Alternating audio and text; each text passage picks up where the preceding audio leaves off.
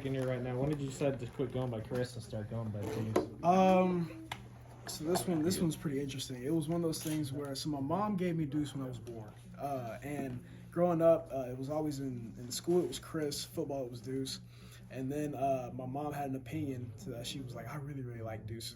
That's what she always called me. And it's funny, my sisters don't call me Deuce. My dad's starting to, but it's got to the point where my mom tells everybody I'm Deuce. Like, people don't even know Chris is my first name anymore. And whenever somebody says Chris, they look at me like, who's Chris? So it was one of those things in high school. I think it was like beginning of high school. Mom was like, you're going by Deuce. Like that's you. Like, it's your alias from now on. That's your name. I'm like, all right, I really like Deuce, so I just rolled with it. That's how you picked your jersey too? Yes. So it was always gonna be 2 or 22. And then one year I remember, I think it was 2 was gone, so I had to put 4.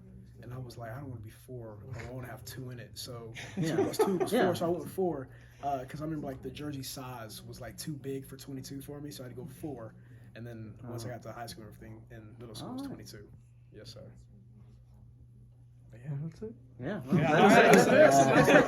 that's a nice little icebreaker right there. I like that. No doubt. Hey, talk to us about Felix's play on Saturday. What did you see watching that back, and then what were people saying to him in the locker room? Man, so whenever we punted it and we downed it inside the 5, it was one of those things where anytime the opposing team's inside the 5 like that, you're gonna watch and make sure, hey, 'cause the offense is alert. It was one of those things whenever I saw him come off the ball, because I was watching. Whenever I saw him come off the ball, it was one of those things where it was like he got shot out of a cannon into the backfield, and he got him back there for a safety. It was one of the craziest plays I've seen out of a defensive player. And watching it back, it was even crazier. And seeing him on NFL Live and ESPN that's something that's something crazy. And he deserves all that recognition because he's somebody that he's gonna be a really, really good player for a very long time, and his work ethic and everything. So everybody talking to him, we're messing with him like, man, you're the guy now. You're the number one. You're the talk of the town and everything like that. So that's my guy, and we definitely giving him not a hard time, but a good time about everything all the recognition he's getting. You ever seen somebody drag an offensive lineman across the field? Not like that. And I saw somewhere like the guy was 6'7", 300, and I was like, if anybody's gonna put somebody on their back and carry them 5 yards, it's gonna be Felix. You see him squat 500 pounds, 600 pounds every single day, and you're like, all right, yeah, like that. That's just another day for Felix. He's ridiculous. Was Ty Zentner getting, I wouldn't say as much attention in the locker room, but probably similar for how he closed out the game? Yeah, he's Legatron. He's Legatron. I think it was like an 81-yard kick. Yeah, it was one of those things where you had to do it back-to-back, too. And I think it was the second one that went further than the first. And he swung the game at that point in the time because they only needed a field goal to go up, and he kicked the ball, I think, inside like their 15 or 10, and really made them stress on them to get down the field and try and kick a field goal. And he's a big time player, and we see it every day in practice, the leg strength that he has. And so we're definitely. I mean, I started calling him Legatron at the beginning of the season. So you're really getting to see it now on Saturday. Deuce, is it important to, I know you're moving the ball through the air right now, but is it important to use a running back to get back to the basics and have another good running game here?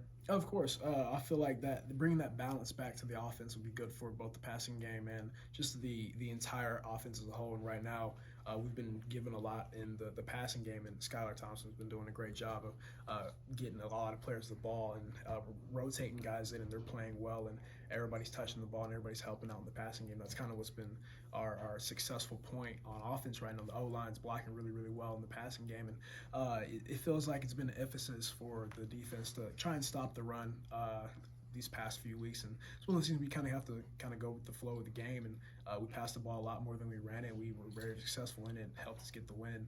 But getting back to the basics and running the ball is going to be something that I feel like we're gonna try and do against TCU this week. Chris, the crossing route that you made, I think it was third quarter when you made the juke moves. At what point do you figure you drug across the field far enough, or versus you keep running and Skyler hits you? It was one of the that drive route. It's one of those things where if they drop into a zone, a soft zone, I'll run all the way across to about the hash and sit.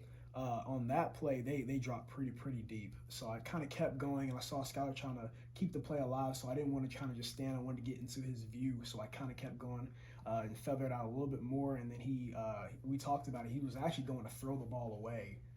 So then he saw me and kind of flicked it out there. And it was one of those things where when I turned upfield, it was one-on-one. I made the one guy miss, and then the second guy came, and it was one of those things where I was kind of an autopilot. I really didn't see him coming, and kind of stuck my foot in the ground and jumped backwards. And Hallie Panzer comes and gets a great seal-off block to get me the edge, and then stiff arm a guy and stay in bounds. And it's one of those plays where it happens. You're kind of like, all right, that just happened, and then you get back to the next play and you're ready to go try and score and help your team win the game. All those